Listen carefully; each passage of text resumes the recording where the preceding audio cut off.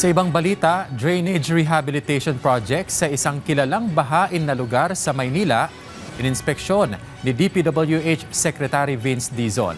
Si Bernard Ferrer sa sentro ng balita. Kalbaryo para kay Cristel tuwing bumaba sa kabaan ng Taft Avenue sa Maynila. Ilang dekada ng kilalang lugar bilang flood-prone area. Hindi maiwasan ang baha sa lansangan ay umabot na rin sa mga classroom ng universidad na pinapasukan ni Cristel. Sa loob ng school namin, for example po may mga room po doon na ginagamit po namin, pinaglalagyan po namin ng mga materials for our school projects. Tapos pagbalik po namin, we need to clean up. Ramdam din ng iba pang mga paaralan ang epekto ng pagbaha sa Taft Avenue tuwing may habagat o kapag may bagyo sa Metro Manila. Basta meron po kaming badminton court dyan sa loob. Para po siyang swimming pool. Parang within the day na nawawala. Basta tumigil na yung ulan. Kasi yung pag dire-diretso yung ulan, yun talaga yung grabe yung baha.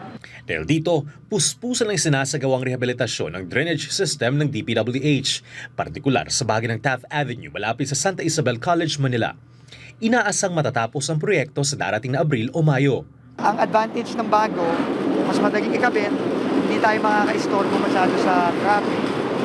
Tapos, mas mabilis ang daloy ng tubig at mas madami yung tubig na pwede niyang dalhin. Kinokonekta na rin ang mga bagong drainage pipe na mas malaki at mas moderno patungong Stero de Balete, habang ang tubig naman ay dadaan patungong Stero de Profesor at sa Pasig River.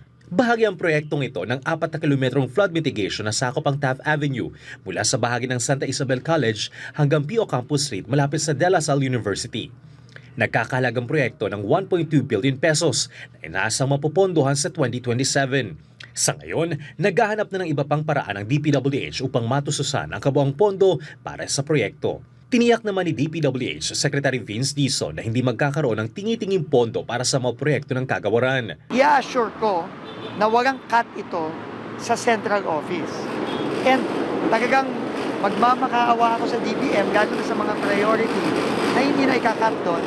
And ipaglalaban din natin na hindi din makat sa Kongreso. So yun ang problema eh. So hopefully, hindi na maulit yung mga nangyari ng mga nakaraang taon.